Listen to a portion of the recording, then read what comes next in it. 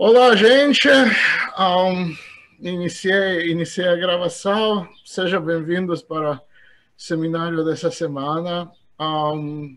Sou uma coisa administrativa. Como sempre, os estudantes para a lista de presença põem no chat seu nome e seu array. Eu vou compilar a lista de presença. Hoje temos a grande honra, o prazer de ter a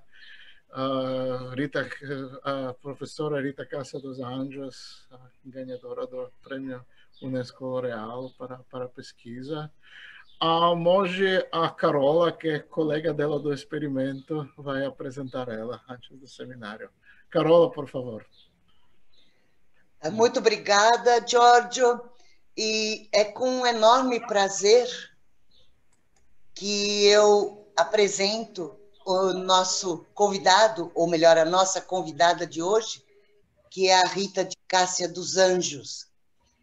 A Rita estudou física biológica na Unesp, na Universidade Estadual Paulista Júlio de Mesquita Filho, e completou posteriormente o seu mestrado e o seu doutorado na USP de São Carlos, onde ela terminou o doutorado orientada pelo nosso colega de Unicamp, ex-aluno da Unicamp também, que é o professor Vitor de Souza, que hoje trabalha com a gente também.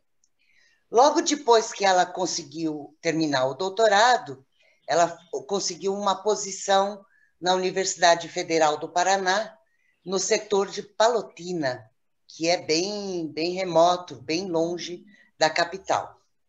E o interesse da Rita sempre foram os raios cósmicos de energias ultra altas e a sua conexão com a astrofísica.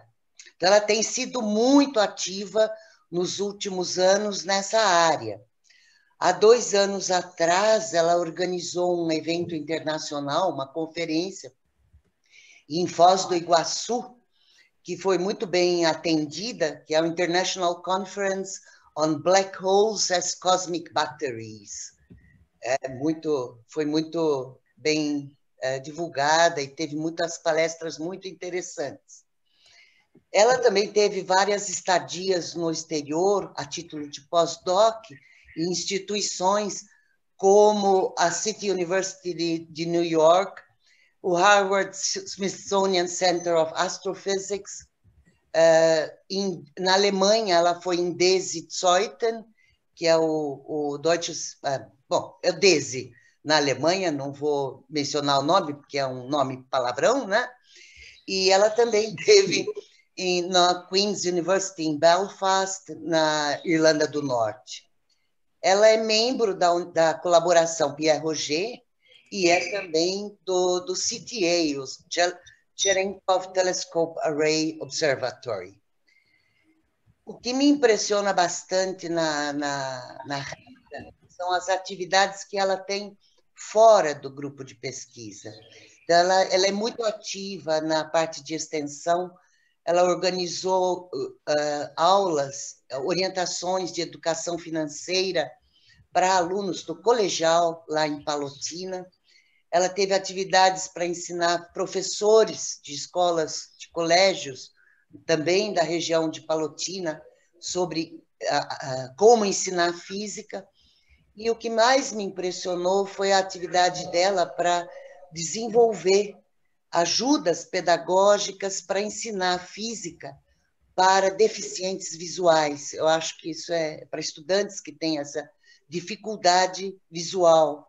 Eu acho que isso é realmente muito louvável, muito, como se diz, próximos da própria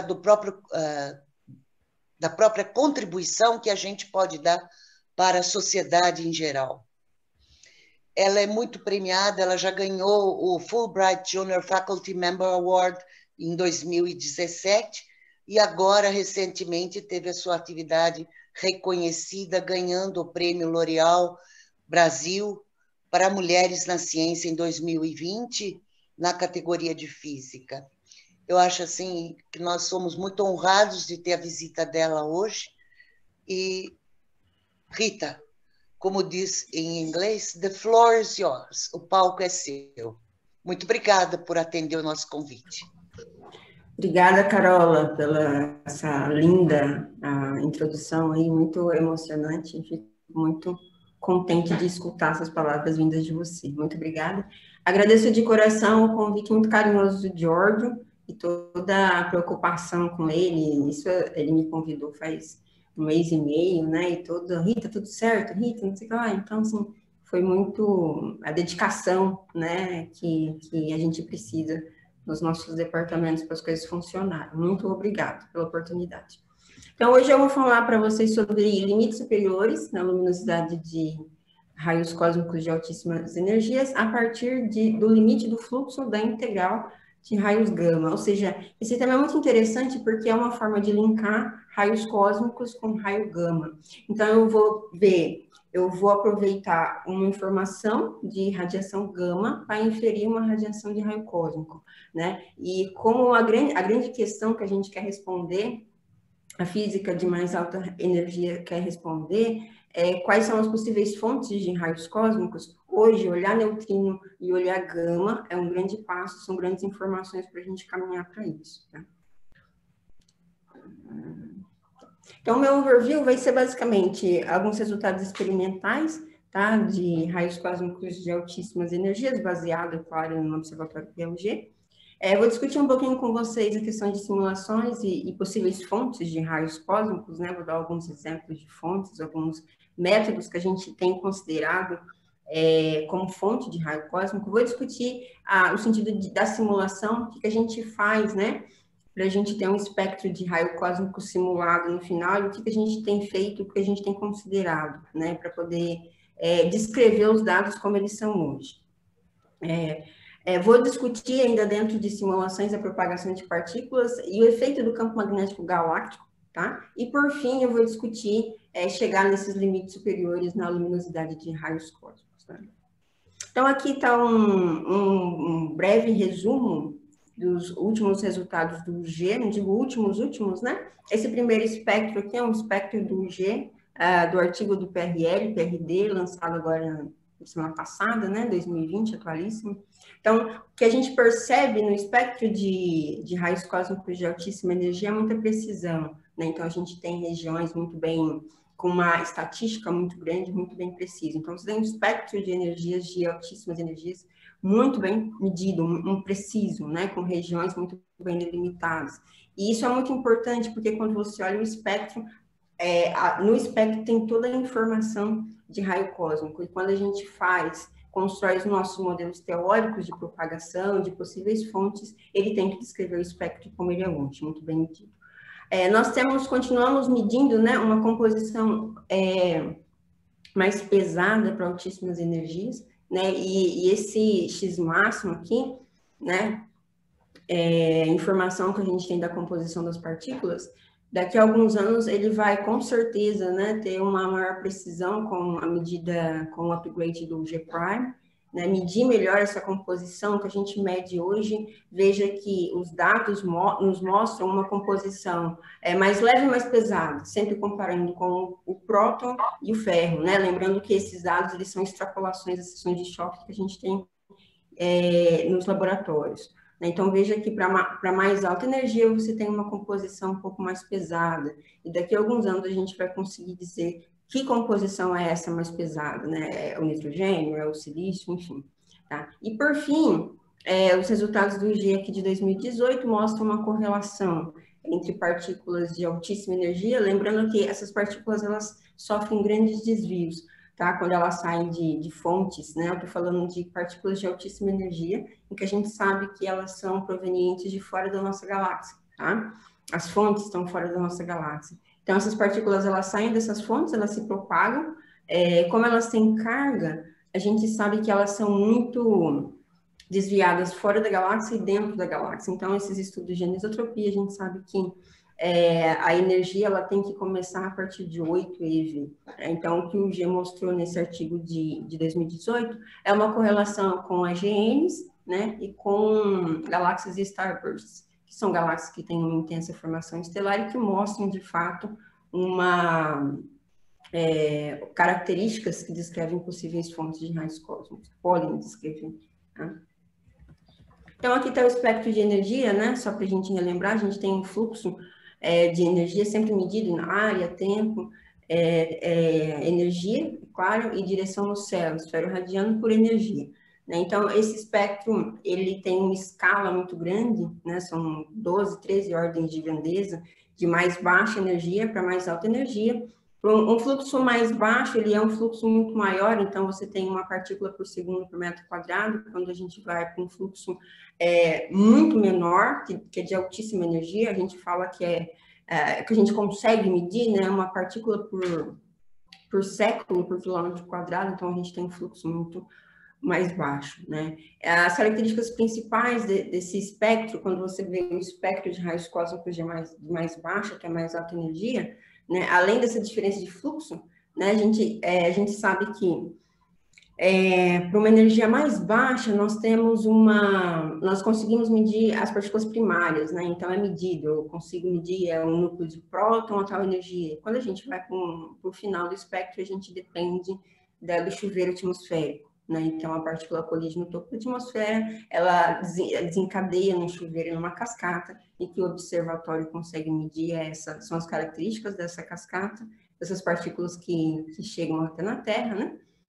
Pelos tanques, e os telescópios eles medem o chuveiro, o desenvolvimento do chuveiro, e é feita a reconstrução. Então, hoje a reconstrução nos dá duas informações muito importantes, com muita precisão, a energia e a medida do X máximo, né? E o que a gente espera inferir nos próximos anos é uma medida um pouco mais precisa desse valor, desse X máximo, dessa composição dessa partícula. Mas, de qualquer forma, quando você olha o fluxo de raios cósmicos de mais alta energia, o que a gente mede, na verdade, são as partículas secundárias para inferir a partícula primária. Todo o espectro é uma lei de potência, né? Uma variação do número de partículas por energia. Então, você tem uma energia elevada a um índice espectral. Lembrando que esse índice espectral ele muda em cada região do espectro, né? No último artigo do G, o que a gente tem que no espectro de altíssima energia, começando em 10 a 18, assim, índice espectral muda 4 vezes. Ou seja, hoje, esse espectro muito bem medido, tá? Com a precisão, com esse número gigantesco de partículas medidas, mostram que existe muita física ali por detrás. E por isso que os nossos modelos de fontes, os nossos modelos de simulações são tão importantes para a gente inferir esse espectro como ele é medido hoje. Então, a forma do espectro ela é muito importante, porque você tem mudança de composição, né, para mais baixa, mais alta energia, diferentes fontes, né, então quando você olha o espectro de energia de raios cósmicos, todas as fontes estão aí, né, desde fontes galácticas, desde o Sol, né, que emite ali mais baixa energia, até partículas de altas energias provenientes, talvez não, né, de acreção de buraco negro, enfim, de outras estruturas. Então, todas as fontes estão aí, né, quando você olha o espectro. A gente tem a mudança de galáctico para extragaláctico, isso já está mais claro, né? Nós sabemos que as partículas de mais alta energia, elas são provenientes de fora da nossa galáxia. E também, quando você olha o espectro com essa forma, todas as possíveis interações que essas partículas sofreram durante o seu trajeto estão descritas na forma do espectro, né? Então, ter essa forma do espectro é muito importante para a física de raios cósmicos, e a gente se baseia a partir disso para inferir a fonte e para inferir a propagação. Tá? Então, baseado na nossa motivação, o que nós temos, né? O que os experimentos 5G nos fornecem? Os espectros de energia, que eu apresentei para vocês, a composição química, né? Então, quando eu falo a composição química de mais alta energia, é esse valor de X máximo, tá? O X máximo, a unidade dele é grama por centímetro ao quadrado, ou seja, massa por área, né? Quando você considera o chuveiro entrando na atmosfera, você tem um número de partículas, a massa das partículas penetrando uma determinada área, né? Essa é a unidade do X máximo. Então, a gente tem essa composição química e a gente tem a direção de chegada dessas partículas. O que a gente quer descobrir, o que a gente quer entender são as fontes, né? Como que essas partículas se propagam e como, né? Quais são os processos astrofísicos que acontecem nessas fontes que podem acelerar as partículas, né? Hoje é muito claro que a gente sabe de alguns mecanismos, né? Como o que a gente aceita e que descreve bem uma lei de potência, um espectro na fonte é um mecanismo de fermi de primeira ordem, né? É um mecanismo que a gente considera, mas com certeza existem outros, e essas informações hoje são muito relevantes para a gente poder descrever o espectro como ele tem sido medido, com a precisão que ele tem sido medido. E um detalhe aqui, quando a gente fala muito de raios cósmicos, né? É muito interessante, muito importante a gente enfatizar que aqui eu estou falando de energia de altíssima, né? De partículas com altíssima energia. Ou seja, quando eu falo de partículas com 10 a 20, 10 a 19, 10 a 18 eletronvolts, né? Eu estou falando de uma energia que a gente ainda não consegue, né, reproduzir nos aceleradores de partículas. Estamos caminhando para, né? Mas ainda não conseguimos. É uma radiação que ainda é um grande mistério, porque a gente não sabe muita coisa, né? A gente não sabe, por exemplo, a gente mede, a partir do chuveiro, nós inferimos, a gente reconstrói e infere a energia da partícula que colidiu, mas quando essa partícula colidiu, a gente não sabe a física que aconteceu ali. Talvez essa física seja uma física nova para nós, né? Assim como foram físicas novas até a gente chegar em 10 a 15 no CERN hoje. Então, o estudo da física de raios cósmicos é um estudo muito interessante a nível de física de partículas, tá? Mas também a nível de universo, porque quando a gente infere possíveis fontes, né, para você dizer que aquela fonte ela pode acelerar até tal alta energia, você tem que estudar a fonte, você tem que entender a fonte. Então, a física de raios cósmicos hoje a gente nos permite estudar do micro até o macro do universo. Então, como que a gente considera as nossas simulações, né? Então, você tem uma fonte em que você coloca um espectro de energia na fonte, né? Como a gente mede um espectro, né? E a gente sabe que quando as partículas elas são aceleradas por meio de choques, né? E você junta a energia dessas partículas aceleradas, você tem um espectro também, tá? Então, esse espectro ele tem que estar síntese espectral, né? Baseado no índice espectral, ele tem que também estar na fonte. Só que hoje não basta você só colocar um espectro na fonte, propagar isso em linha reta e ter um espectro um espectro teórico, né, um modelo. Hoje exige-se muito mais. O que é esse muito mais? Você tem que dizer que quando você coloca um espectro na fonte, esse teu espectro ele tem que descrever a fonte. O que você coloca de informações no teu espectro que podem dizer que é uma radiogaláxia, que podem dizer que é uma starburst, que podem dizer que é uma AGN. Isso é muito importante. Considerado a fonte, você tem os efeitos de propagação. Aí, os efeitos de propagação, a gente considera as interações dessas partículas pelo universo. Basicamente, são 3 grandes perdas de energia, quando você fala de altíssima energia, que é a produção de par, a fotoprodução de píons e a fotodesintegração, que é quando a partícula colide com a radiação gama, que são os fótons, né? Com diferentes temperaturas, diferentes energias. Do universo e perde massa, né? E essas são as principais perdas de energia que os núcleos sofrem. Lembrando que é muito importante hoje, né? Os estudos mostram, é muito importante a gente considerar os campos magnéticos, né? Quando você fala assim, mas eu estou trabalhando com altíssima energia, mas quando você coloca para você simular, por exemplo, 10 a 18 eletronvolts, essa partícula já sofre um desvio muito grande, fora e dentro da galáxia. Então, nesses processos de propagação, a gente tem que considerar também os campos magnéticos galácticos e extragalácticos. Você pode desligar o campo, ou seja, desconsiderar o campo, quando você trabalha com altíssimo. Você coloca aí 10 a 19, alguma coisa, aí o efeito do campo, ele é bem suave, quase não existe, bem pequeno, né? Dizer que não existe é uma coisa forte, mas é bem pequeno, tá? E a partir da tua simulação, a partir do teu espectro na fonte, da tua propagação, você vai ter o teu espectro simulado, né, com o que você quer mostrar, e aí isso tem que descrever os dados como a gente tem hoje. Então, basicamente, essa figura aqui mostra muito isso, né? Você tem diferentes fontes, tá? Você tem diferentes backgrounds, né, em diferentes radiações, né? Comprimentos de onda dos fótons, você tem o efeito do campo, e aqui, antes de você medir na Terra, você também a gente também tem que considerar, vou mostrar para vocês aqui nesse talk, o efeito do campo magnético galáctico. A gente tem que considerá-lo também na nossa simulação. E, por fim, você tem o seu espectro, tá? Então, o principal mecanismo de aceleração hoje, que a gente considera um mecanismo de choque difusivo, né, basicamente é um mecanismo que a gente fala que é um upstream, downstream, upstream, ou seja, a partícula tem uma energia, tá? Ela entra em um processo de... Ela colide, uma colisão elástica com uma onda de choque, ou seja, é uma região ali da galáxia que existe um campo magnético muito intenso, e ela sofre um processo de colisões sucessivas. E nessas colisões, ela sai dessa região acrescida a sua energia de um ΔI. É claro que nessas colisões sucessivas, você tem uma perda de energia também da partícula, mas você no final tem um ganho maior do que uma perda.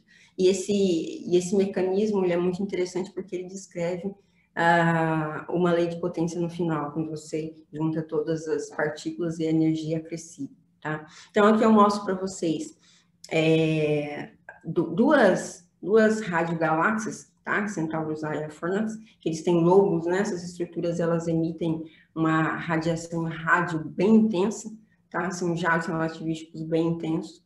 E esses lobos, eles são bem interessantes porque eles mostram o seguinte, que a partícula, ela pode ser acelerada, quando ela sai do jato, ela já sai acelerada, e nessa região dos lobos, ela ainda é acelerada. Então, quando a partícula ela sai de dentro dessa região para o meio intergaláctico, ela sai com uma energia altíssima, né? Isso é muito relevante porque os dados essa correlação que os observatórios fazem mostram uma correlação intensa com essas galáxias, né? E como elas emitem intensamente em rádio, esses jatos eles são muito poderosos mesmo. Você pode chegar com uma luminosidade aí de 10 a 48, 46 Hz, segundo a menos 1. É muita luminosidade. Um outro tipo de fonte muito interessante são fontes starbursts, são galáxias starbursts, em que você tem regiões, né, de supernovas ali, no final, ali, estrelas no final do estágio, em que você tem fortes ventos, tá? Regiões em que você tem uma alta temperatura, fortes ventos, e o que acontece nessas regiões é o que a gente chama de bolhas ou bubbles, né? E dentro desses bubbles, essas partículas, elas são aceleradas, porque você tem a receita ideal. Você tem uma região em que você tem um alto campo magnético, você tem ventos fortíssimos, e as partículas ali, elas começam a entrar em choque quando essa estrutura estoura, né? Você tem um sistema diabático, essa estrutura estoura, essa partícula, ela sai acelerada. É claro que quando você considera esses mecanismos de starbursts ou superwinds, a gente chama de superwinds, em starbursts, essa energia é bem menor do que a energia de um jato relativístico de uma radiogaláxia, por exemplo. Mas ainda é possível você ter energias ali da ordem de 10 a 19 eletronvolts, né? E quando você faz as simulações e mostra a correlação obtida por UG, isso faz muito sentido. Tá?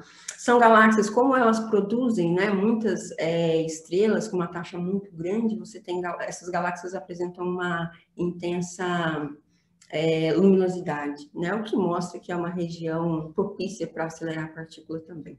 Fora esses dois exemplos de radiogaláxias e starbursts, é claro que a gente tem também AGNs como um todo, né? Ou seja, você tem galáxias que você tem um núcleo ativo, e nesse núcleo ativo você tem uma intensa, né, luminosidade, você tem uma acreção, né, processos de acreção muito intensos, que são bem propícios a acelerar essas partículas até tão alta energia.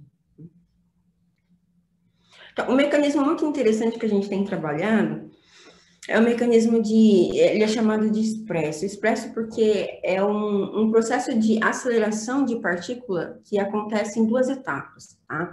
Então, a partícula, ela está numa região, numa galáxia, tá? E ela é proveniente de um processo, por exemplo, de uma explosão de uma supernova.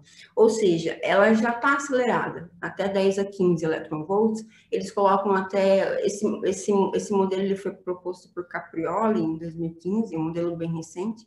Então, essa partícula, ela pode chegar, né, dependendo da região em que essa supernova, esse processo aconteceu, até 10 a 17 eletronvolts. Então, essa partícula, ela já está acelerada, tá? E ela começa a se propagar e ela entra num jato relativístico. Ela entra num jato de altíssima velocidade, como eu mostro aqui para vocês nessa primeira figura. E essa partícula, ela ganha um boost, ou seja, ela vai sofrer processos de colisão, aí você tem um campo magnético muito intenso, aí no meio, no bin do jato, tá? E essa partícula, ela vai sofrer esse processo de aceleração, que é o mecanismo de Fermi de primeira ordem.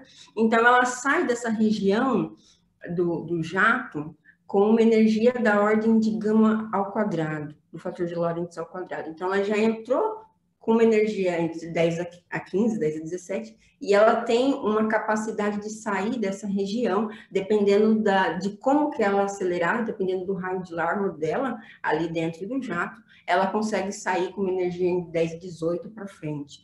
Ou seja, o que você veria de uma situação dessa seria esse espectro aqui, tá? Onde o espectro, as linhas pontilhadas seriam o espectro das partículas que já vêm aceleradas por outros métodos, tá? E elas entram, depois que elas entram no jato, elas saem formando e constroem esse espectro aqui de linhas contínuas. Ou seja, né, você tem um acréscimo de energia. É um processo muito interessante porque realmente isso acontece, né? Quando você considera partículas juntamente com o jato, hoje as simulações elas já vêm com esse pacote pronto, você coloca ali o jato e você soma as partículas, você vê as partículas sendo aceleradas, né, dependendo do método que você usa, e isso realmente pode acontecer. Tá? Então, esse espectro, quando você une esse espectro de mais baixa até mais alta energia, você teria basicamente o espectro de raios cósmicos de alta até altíssima energia, como a gente tem hoje. Percebam que aqui você tem uma linha pontilhada em rosa que mostra que existe um gap. Tá? Esse gap aqui é justamente uma mudança, né, de uma região galáctica para uma região extragaláctica, que aí você teria que considerar outras fontes. Né?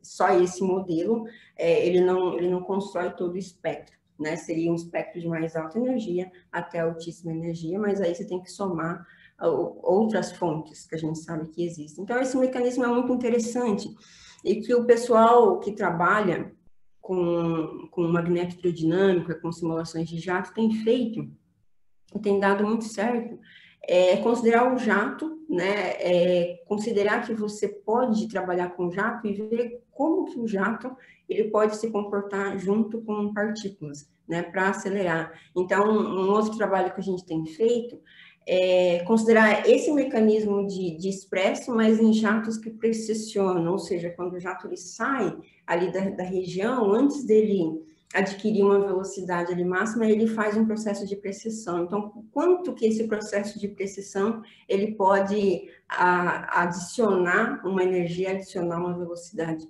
às partículas. Então, quando eu falava da importância da fonte, é isso que eu quero dizer. Hoje a gente precisa inferir, estudar muito a fonte, o processo astrofísico que acontece na fonte, para a gente ter realmente uma partícula com aquela energia. Não basta eu só falar aquela fonte, eu vou colocar na fonte um 10 elevado a 20 eletronvolts. Não, é por que a gente está fazendo isso, tá?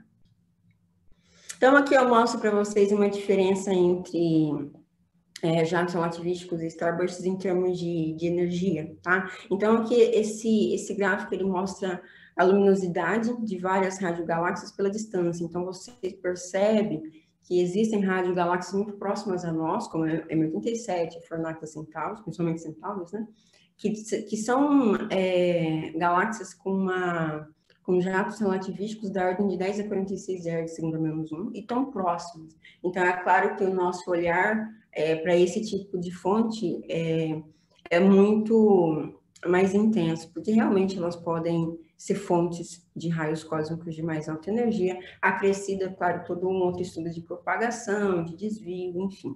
Só que, quando você considera starbursts também, a potência, né, a luminosidade máxima que essas galáxias podem chegar, da ordem de 10 a 46, ou seja, 10 a 43, ou seja, da ordem de 1000 vezes menor que radiogaláxias. Mas esses processos, é muito interessante são vários parâmetros que a gente tem que considerar, mas é muito interessante você não ver só a potência da da AGN, né? Não é só isso, tem todo um processo de propagação, tem todo um processo de desvio, né? E quando você faz a correlação, como o Gia muito bem fez, com as starbursts você vê essa correlação.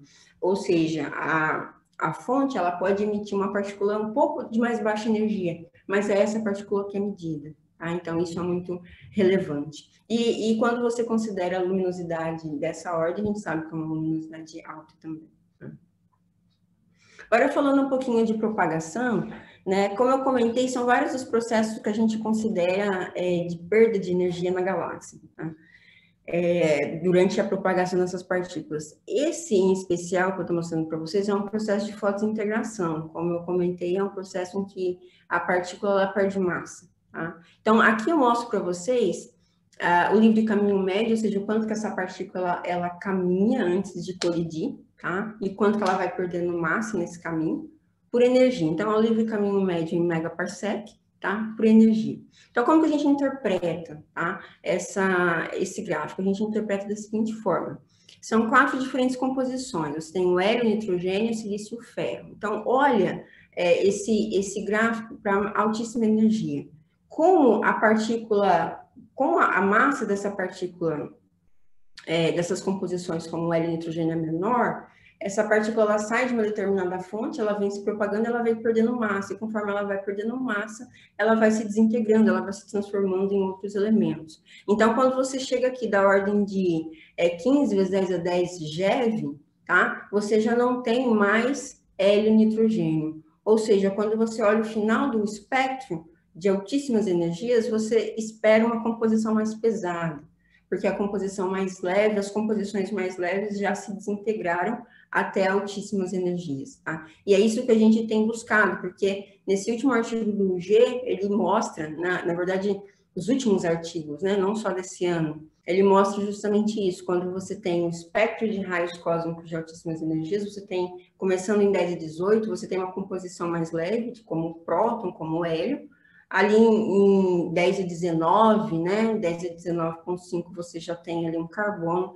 e mais para o final você tem nitrogênio, silício, ferro. Ou seja, as partículas que conseguem chegar, né, até nós, com uma composição química mais pesada, são partículas que vêm de perto de nós e que mostra que as partículas mais leves já ficaram para trás. Tá? Então, esse estudo aqui que a gente fez, a gente considerou justamente os starbursts, né? Então, aqui você tem um SkyMap mostrando uma correlação, né? Na verdade, aqui é um nível de significância, né? Entre a direção do céu dessas galáxias, tá? E o número de eventos, né? Então, você vê que essas regiões mais claras, né, mais vermelhas, mostram justamente essa significância maior entre a direção do céu dessas galáxias e também a direção dos eventos, né? Então, por isso que a gente focou justamente em starbursts, e aqui a gente fez um estudo para ver,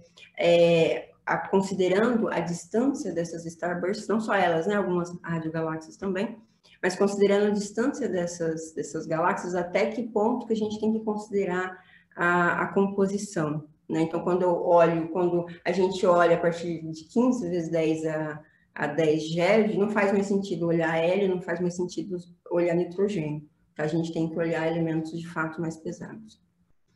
Então, aqui, eu mostro, ainda baseado naquele estudo de starbursts, mas eu vou fazer uma comparação de starbursts e radiogaláxias que a gente fez, que foi bem interessante. Porque a ideia foi, nesses plots que vocês estão vendo, foi feito um estudo do campo magnético galáctico, tá? Esse campo magnético galáctico seguiu o modelo da Glennis Farrar, tá? Que é um modelo bem atual de campo magnético dentro da galáxia, e que você tem mais ou menos um desvio muito parecido com esse, tá? Então, o desvio da partícula é proporcional à carga da partícula, é claro, né? Quando você tem uma carga muito maior, você tem um desvio maior e a energia da partícula. Tá? Então, a ideia desse plot foi o seguinte, foi colocado um espectro na fonte, um espectro com uma energia aqui maior de 40 eV, o índice espectral muito pequeno. O índice espectral foi pequeno porque a gente não considerou, como é dentro da galáxia, nós não consideramos perdas, né? Então, como a gente não considerou perda de energia, a gente colocou um índice espectral pequeno. Então, você simula milhares aí de partículas com esse índice espectral entrando na nossa galáxia. Tá? Então, essas simulações elas demoraram meses. Né? Então, você tem ali milhares e milhares de partículas. Quando a gente coloca no plot todo, você nem consegue ver o plot, é só partícula. E depois a ideia é você pegar as partículas, tá? Que entraram na galáxia na direção da fonte. Ou seja, quando você tem aqui, por exemplo, a M83, considerando a composição de hélio, tá?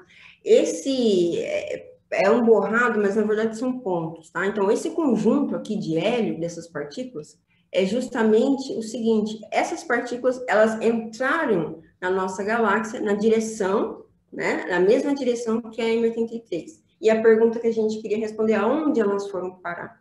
Né? Em qual direção que elas foram, né? Que elas seguiram. Então, você vê como o hélio ele é pouco desviado, né? Então, as partículas com uma composição de hélio, né, ficaram bem próximas, né? Porque o desvio é bem pequeno. E assim a gente fez. Então, o que você percebe aqui?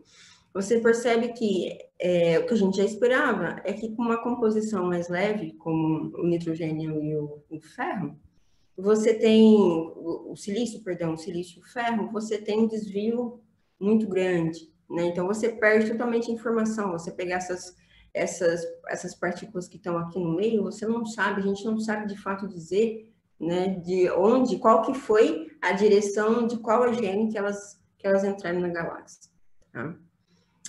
O mesmo estudo foi feito com radiogaláxias, então é a mesma simulação, né? A mesma simulação ficou 2 meses ali rodando, e a ideia foi a mesma. E veja aqui, quando a gente soma, né, e a gente pega as partículas que entraram na galáxia na direção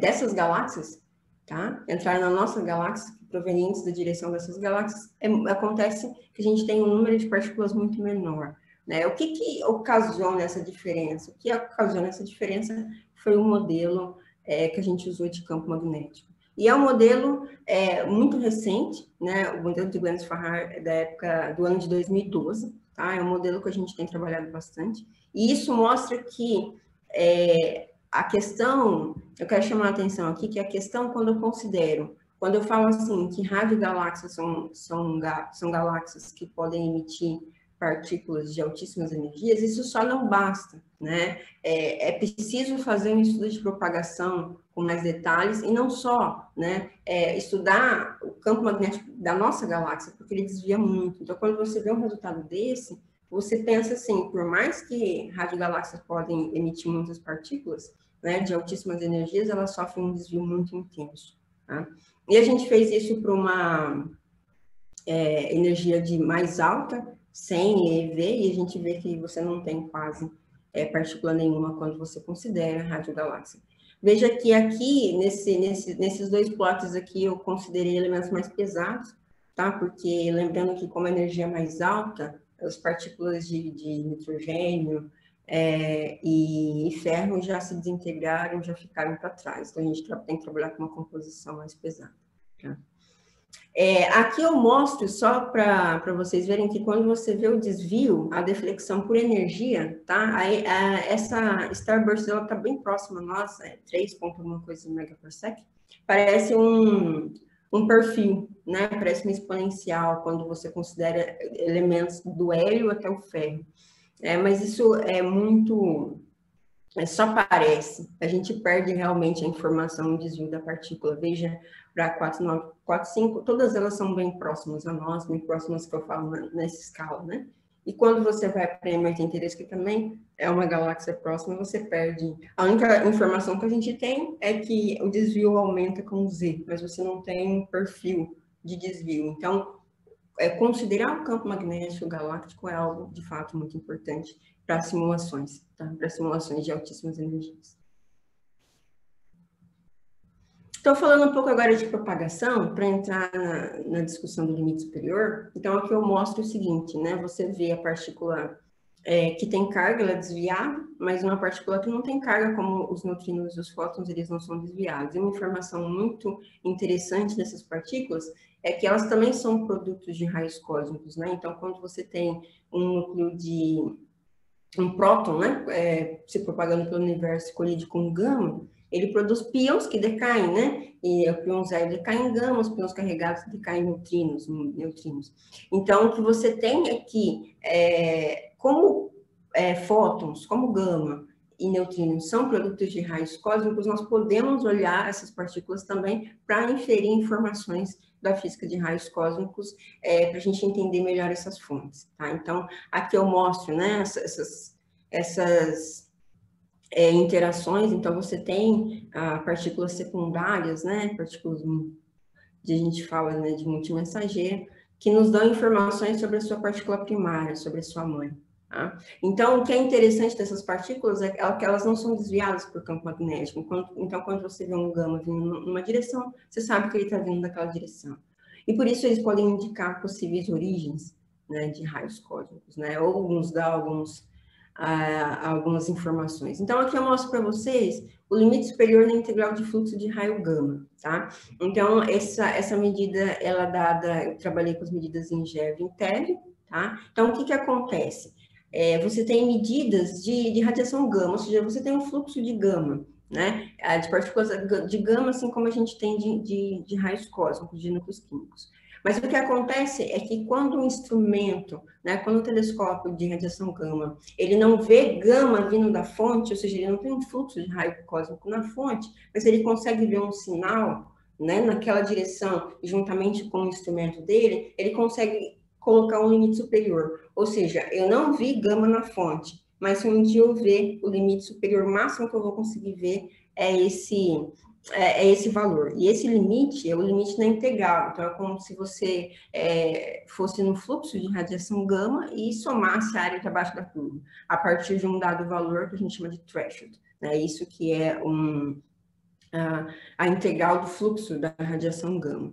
Né? Então, a ideia aqui é a seguinte: como não foi medido radiação gama, não foi medido gama na fonte, mas foi medido um limite superior, ou seja, eles viram um sinal, o que a gente fez, né? Nós fizemos foi o seguinte: eu vou dizer que esse limite superior, ele é proveniente da radiação gama, que é produto da física de raios cósmicos. Por quê? Porque se eu tivesse visto gama na fonte, eu teria visto um fluxo de radiação gama na fonte. Mas eu não vi um fluxo, eu vi um sinal, né? Então, eu vou falar que esse gama, eu vou associar esse limite superior aos gamas produzidos da propagação de raios cósmicos.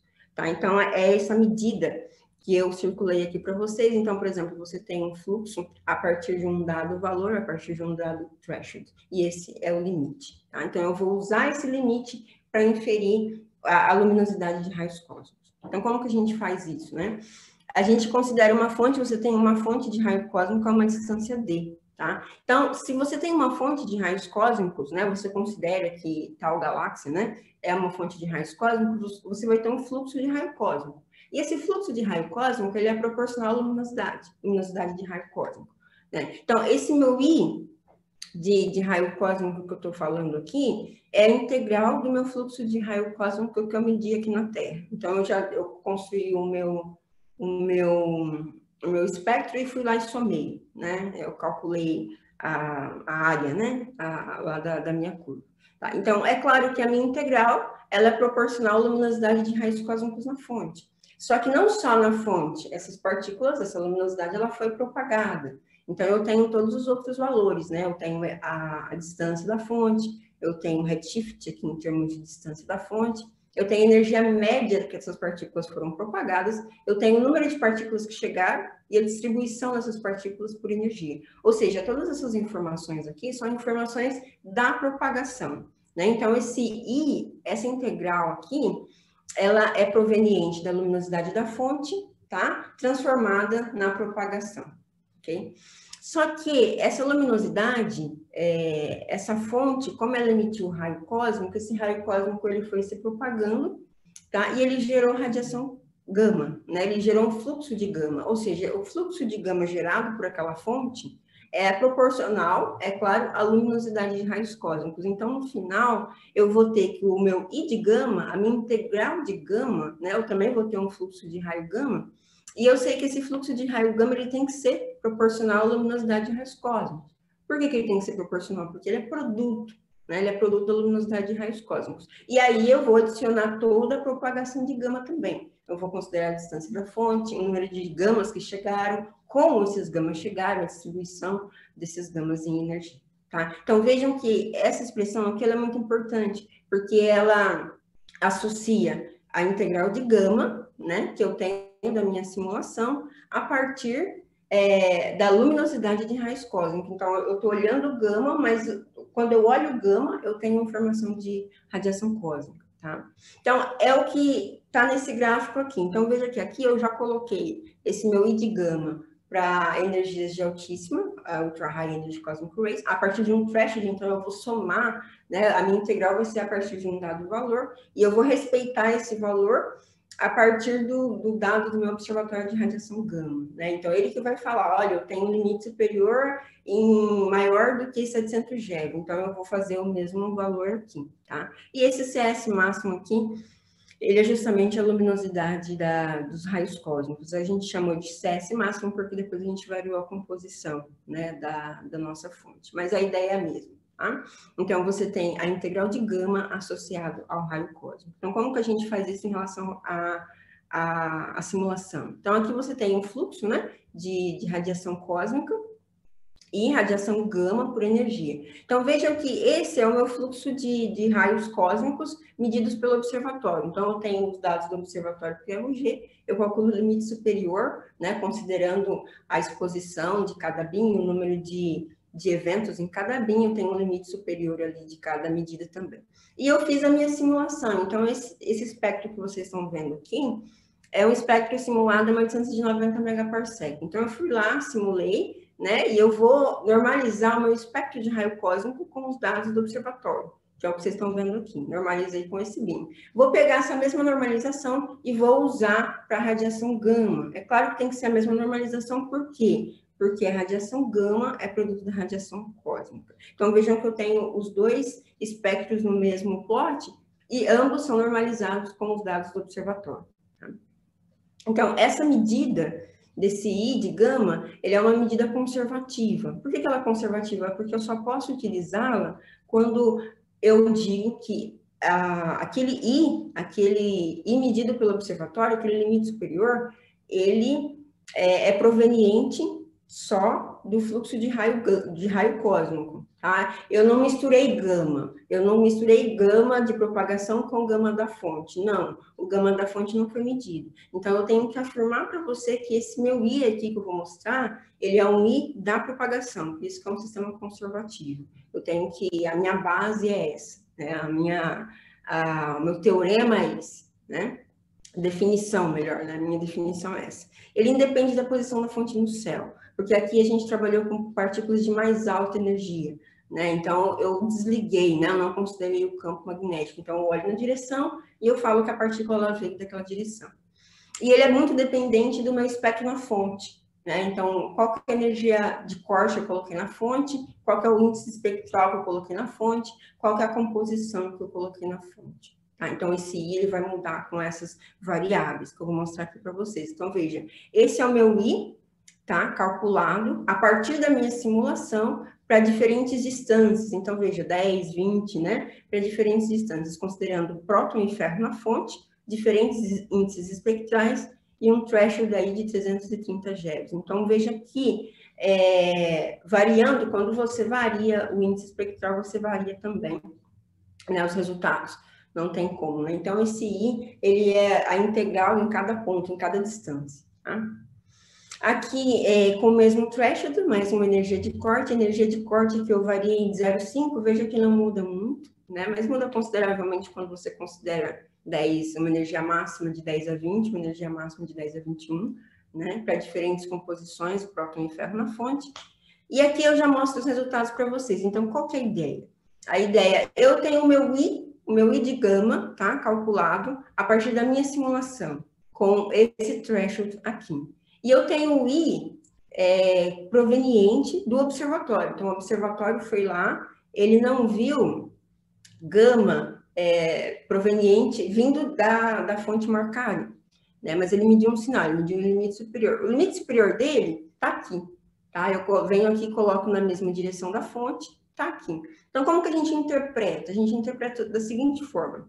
A minha curva azul é para próton, a minha curva vermelha é para ferro. Então, vejam que o meu dado, na mesma distância, a minha curva, o meu I, ele é maior, meu limite superior da minha simulação é maior que o limite superior do observatório de radiação gama, tá? Então, quando isso acontece, isso significa que o meu I é mais restritivo. Então, eu aplico o método, tá? Eu aplico o meu modelo.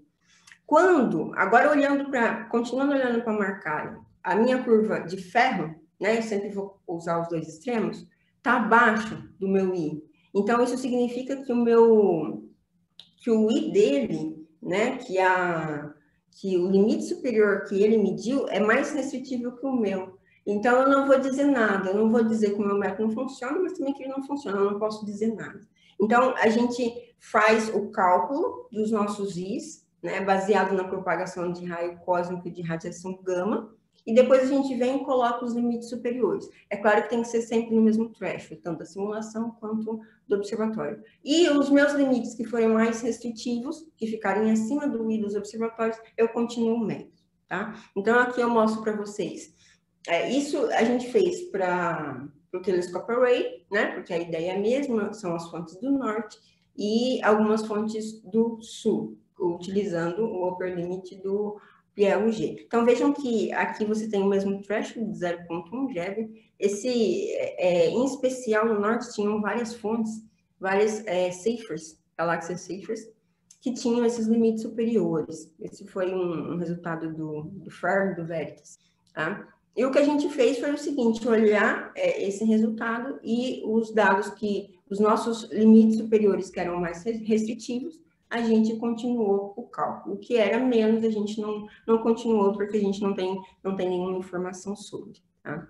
Então, aqui é só um exemplo, quando a nossa flecha, né, quando o nosso limite é maior do que o limite do observatório de radiação gama, e você faz as simulações, você tem algo parecido com isso daqui para próton e para ferro, né? Então, vejam que você tem várias linhas aí, vermelha, azul e tracejado, são diferentes índices espectrais, tá? Começando de 2.0 a 2.8, mas é só para mostrar que, como o meu limite ele é mais restritivo, quando eu faço o cálculo, eu vou com o cálculo até o fim, eu vou ter que a minha curva ela vai ficar abaixo dos dados do UG, tá? Se ficar acima, aí você não pode falar nada, né? Que é justamente o que eu comentei. Então, aqui você tem a luminosidade. Então, percebam que esse já é o cálculo da luminosidade. Esse daqui para a fonte 3C111 para ferro, e aqui para várias fontes Seyfert, com essa energia de corte e próton. Perceba que quando a gente vê um resultado desse, é algo muito relevante, porque é uma luminosidade de raio cósmico, ou seja, é uma informação que a fonte me deu, que eu obtive da fonte em raio cósmico, observando apenas informações de radiação gama. Daí esse link, ele é muito importante, né? Olhando gama, você tira uma informação da radiação cósmica, em termos de luminosidade, tá? Então, aqui são as fontes, as distâncias, são distâncias bem grandes. Hoje a gente está considerando distâncias menores, né, devido ao efeito de propagação, né, mostrando, né, que isso está bem descrito no espectro, né? Quando você considera aí uma fonte já a 150 megaparsec, você perde, né? É muito... não dá para você dizer que realmente todo gama que veio naquela direção é um gama da propagação, né? Você já tem uma mistura do gama da radiação cósmica de fundo mesmo, né? Então, hoje a gente já está limitando, a gente está modificando esse método em alguns pontos, e um desses pontos é justamente essa distância. Então, aqui você tem os limites superiores, a luminosidade em relação a próton, que a gente mediu para todos, e a luminosidade de ferro, né? Como o ferro ele é mais... ele é o total, né? Ele é bem menos restritivo, então a gente conseguiu essa luminosidade para poucas fontes, né? Aqui, a ideia é a gente continuar, uma característica daqueles gráficos que eu mostrei para vocês, que a maioria daquelas fontes são Seyfert, né? Então, a pergunta que se faz é o seguinte: a gente obteve uma luminosidade de raio cósmico de Cephus. Então, é necessário estudar melhor esse tipo de galáxia. O que essa galáxia poderia nos dar? E a gente fez um estudo bem preliminar da propagação, do efeito da propagação dessas partículas dentro da nossa galáxia, né? E a gente vê que, mesmo com uma energia aí de 100 GeV, a gente veria, sim, essas partículas entrando na nossa galáxia, considerando o desvio, né, o desvio do campo dentro da galáxia. Mas esse é um resultado bem preliminar. Nós simulamos aí durante uns 20 dias. O ideal é a gente simular mais tempo para poder comparar de fato, tá? E um dado bem interessante é o seguinte, né? Ainda considerando os Cephus, você tem uma energia máxima, usando o Hillas plot, né? Então, o Hillas plot ele associa a energia máxima com o campo magnético, o tamanho da galáxia. E você pode reescrever esse campo magnético em termos da massa do buraco negro que a galáxia tem, tá? Ali no seu centro. Então, você tem uma relação que te dá uma energia máxima proporcional à massa do buraco negro. E a gente fez esse estudo considerando a massa do buraco negro das Cephus, né? As Cephus, elas são galáxias que emitem a radiação, elas são AGNs que têm um núcleo ativo de galáxia, né? Só que elas têm um disco de acreção muito fino e uma acreção um pouco ineficiente, ou seja, a energia máxima que elas poderiam nos dar não são muito intensas, né? Mas como a gente obteve aquela luminosidade de raios cósmicos de maneira específica, grande parte daquelas fontes foram Cephus, a gente foi averiguar um pouquinho mais, entender um pouco o máximo que essas Cephus poderiam nos dar em energia. Então, aqui você tem basicamente essa reta, né, a energia máxima variando com a massa do buraco negro. E você tem o seguinte, que quando você chega aqui em próton, né, esses limites superiores que vocês estão vendo aqui são justamente os limites superiores que a gente obteve via o método de propagação. Então, isso mostra que, comparando, né, essa energia máxima com aquela energia máxima lá do modelo, e faz muito sentido, né, que o modelo realmente ele é eficaz, né, por isso que ele tem que ser estudado com mais detalhes, mas aqui é um detalhe que é em relação ao modelo, né, estudar neutrino e estudar radiação gama e fótons provenientes das simulações de raios cósmicos é algo que a gente vai avançar muito nos próximos anos, né. Então, como resumo, eu destaco que os mecanismos de propagação são mecanismos que a gente tem que considerar e estudá-los com muito detalhe, né? Hoje é muito importante a gente ter uma propagação multimensageira, considerar o produto da propagação e não só, né, considerar essa propagação galáctica e extragaláctica. Não vale você só colocar um espectro na fonte, propagar e aqui está o espectro. Né, são várias partes que têm que ser respeitadas, né? Por que tudo isso é relevante? É relevante porque quando você vê um espectro do G como ele é hoje, com regiões tão bem definidas, com índices espectrais diferentes, existe muita física por detrás. Essa física só vai ser bem descrita considerando e estudando muito bem as fontes e a propagação dessas partículas pelo universo, né? Então, aí entram as interações, as fontes são muito interessantes, né? É importante você entender o que você está simulando, né? O que você está considerando na tua simulação? Quais são as características daquela fonte?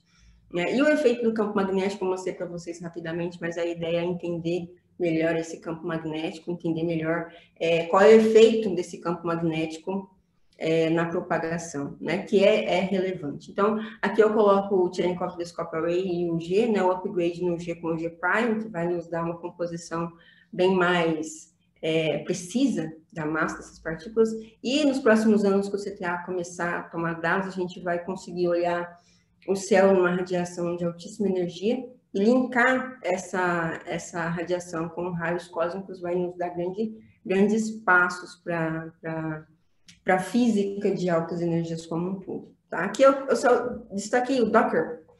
O Docker ele é uma estrutura para você trabalhar em termos de container. Eu descobri o Docker no começo desse ano e foi muito bacana, porque a ideia do Docker é o seguinte, a gente, pelo menos eu que tenho vários programas de simulação, você instala na sua máquina hoje, tá? Aí depois você tem que considerar em outra máquina, você vai instalar em outra máquina depois, ou pedir para alguém instalar para você depois. Isso acontece, né? É o nosso dia a dia. E aí você percebe que mudou o compilador, mudou a versão, mudou isso, mudou aquilo, e aí aquele trabalho para você instalar. O Docker, ele facilita muito a vida, você instala uma vez só, né? E ele cria num container, né? Por isso que ele tem esses containers aqui dentro da... E a ideia é você criar uma imagem. Então, dentro dessa imagem, quando você vai instalar, você vai colocar tudo que você precisa. Ah, a versão de GCC é esse o CFDIO, é esse o RealPix, enfim, tudo que você precisa. E você cria uma imagem. E depois, a única coisa que você precisa em relação às outras máquinas é instalar o Docker, que você instala em 1 segundo, e você roda o programa. Então, quando você passa o programa para outra pessoa, o programa ele já vai compilado todo no container, já está tudo ali. Você não precisa instalar o programa novamente. Isso facilitou muito a vida. Por exemplo, um aluno que começa a trabalhar conosco, você fala, instala o root. Ah, não consegui. Aí você vai, você perde tempo. Não, você tem a imagem do root, a pessoa instala o Docker e roda o root. Então, isso facilitou muito a vida. E o legal do Docker é que ele é muito poderoso. Você consegue não só instalar, criar uma imagem. Vamos supor que você está trabalhando com um programa. Então, você consegue, por exemplo, fazer um container com tudo que o programa precisa. Então, você precisa de tal compilador, de tal versão de tal programa, e você consegue trabalhar com isso com o programa fora. E você vai trabalhando com o programa, e vai rodando o programa. E depois, quando o teu programa ficar pronto, com as modificações que você fez, você junta, você adiciona o teu novo programa na tua imagem, enquanto ele está pronto. Então, facilitou muito a vida, né? Aproveitei o talk para falar do Docker, porque é uma coisa que eu gosto muito de usar e dá muito certo. Mas eu finalizo aqui, agradeço novamente ao Giorgio pela oportunidade e pelo talk. Fico à disposição agora para as perguntas. Obrigada.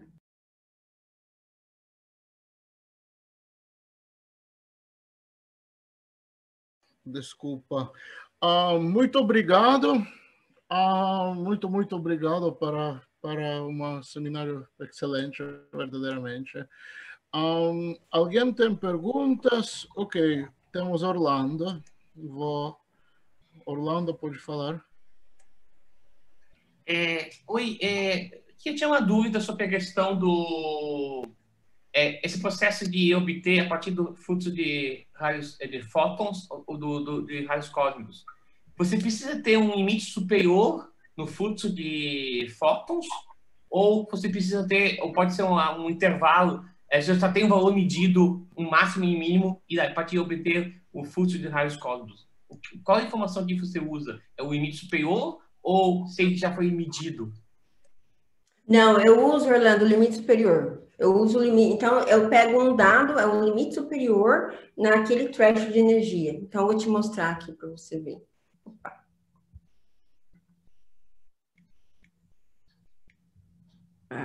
Aqui, ó, veja. Né? Então, por exemplo, para marcar em 1018, tá? Deixa eu ver se o meu coisa está ligado aqui. Eu tenho o valor, o limite superior a partir daquele threshold é tal valor. Né? Então, eu uso esse valor. Veja que, desculpa te interrompendo, veja que esse valor, esse limite superior é o valor da integral, né? Basicamente isso. Tá. Outra pergunta a fazer assim, você também não podia fazer a mesma brincadeira para saber qual seria o fluxo máximo de neutrinos dessa fonte? Isso quem sabe no futuro, mas é que a gente não tem um limite superior de neutrino ainda. Não, assim, tu pode usar o fluxo limite superior, desculpa interromper, o fluxo máximo de fótons e desse obter o fluxo de neutrinos? Ou tentar, ou talvez dois caminhos, obter o fluxo total de raios cósmicos e desse obter o fluxo máximo de neutrinos. Sim, isso tem como fazer, porque quando você faz uma simulação, você tem o fluxo de fótons e o fluxo de neutrino. Só que eu vou comparar esse fluxo de neutrino com o quê? Eu tenho que ter uma medida, entendeu? Para me dizer se esse meu fluxo faz sentido ou não, né? Entendeu? Ou não? Sim, tá entendendo assim. É que talvez só essa informação tivesse um limite superior de fluxo de neutrinos, isso seria interessante, eu acho. Para quem tem neutrinos. Concordo. Se eu vou conseguir medir isso, sei lá, em Ice Cube, por exemplo. Essa informação já seria importante. Sim. E uma pergunta assim, faz sentido. Desculpa, eu não quero abusar de coisa, mas só uma questão assim. entra a questão do... Assim, quando tu está dizendo que produz ao longo do caminho, eu entendo que está sendo produzido não exatamente na fonte. Sim, Então, sim. Então não tem uma diferença entre o redshift da fonte e o redshift onde foi produzido? Entendeu o que eu quis dizer? Se o fóton foi produzido, sei lá, a metade do redshift de uma fonte. Então, entre os não, realmente, concordo com você. Para mim, isso é indiferente. Quando eu falo ao longo do caminho, é ao longo do caminho. Sim. Porque, de fato, eu não posso te falar quando esse gama, essa integral de gama que eu utilizo, produzido ao longo de todo o caminho. Então, realmente, eu não tenho como dizer foi aqui ou foi ali, mais próximo, mais distante da fonte. Tá, obrigado. Imagina.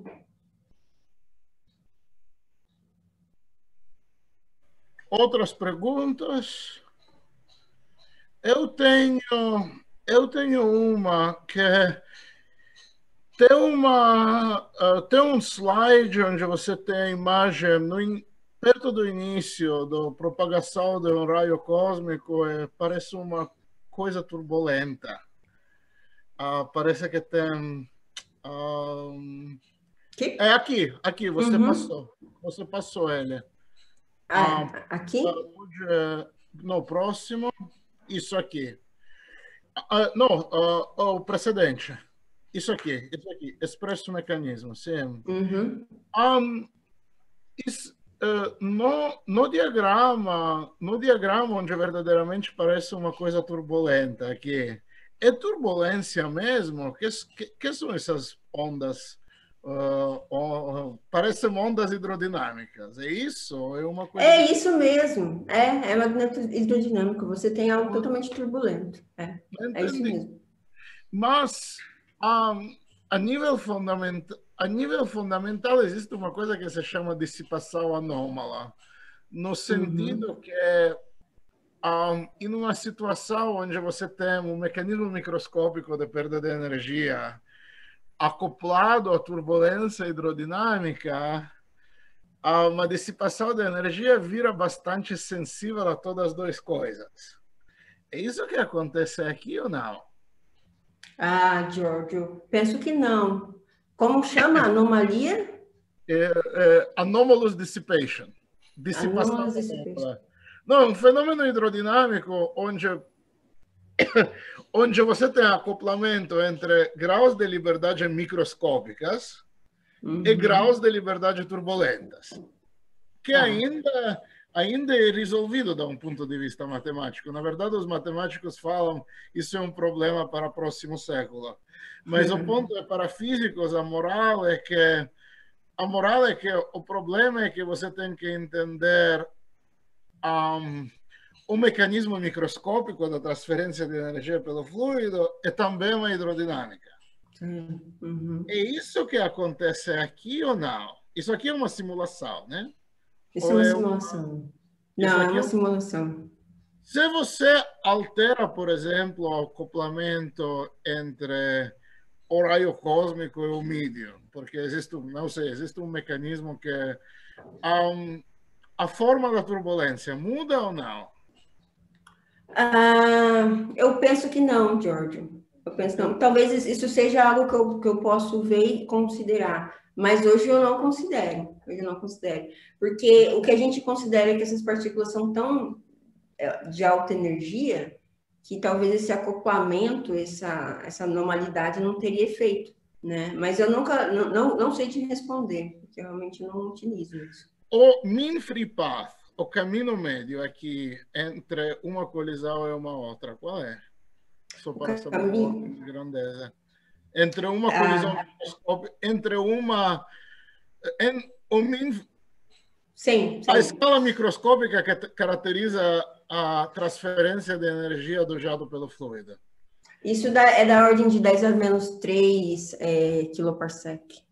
10 a menos 3 kiloparsec. É o tamanho de onda sonora, qual é? Sim. Não, é o tamanho de onda dessas ondas de turbulência. Também é uma coisa assim ou não? Ou é diferente? Eu acho que é diferente, Giorgio.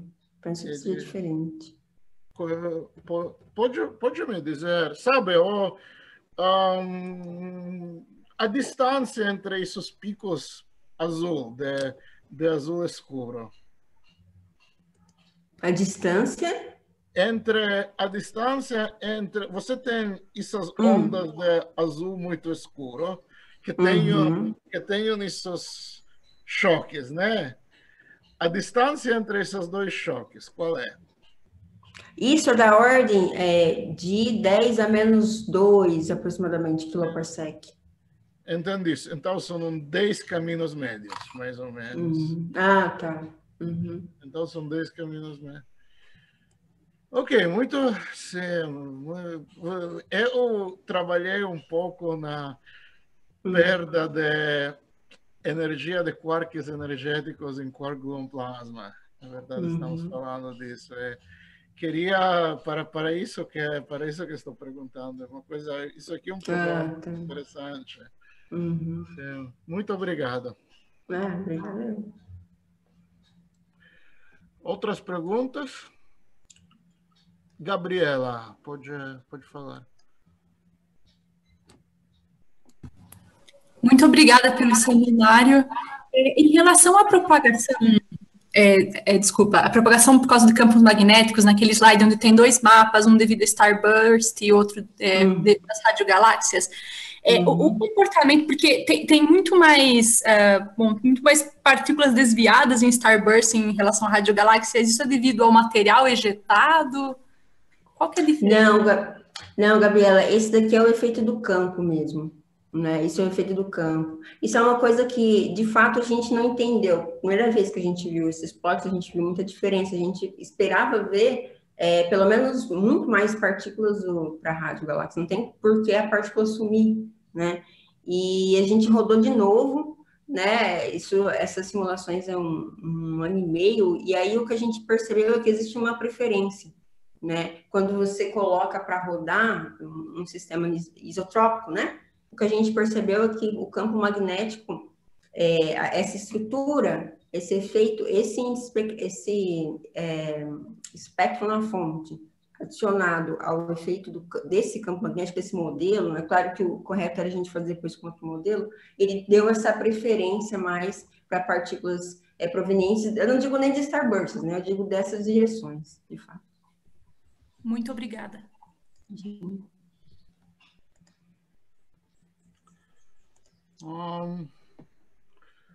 Outras perguntas? Participantes. Ok.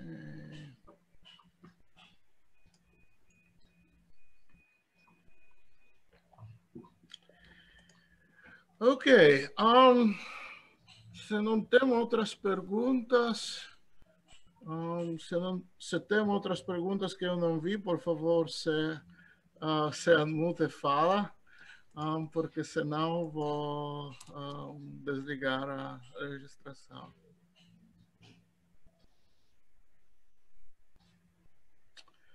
Ok, vou parar aqui. Do you want to send the record?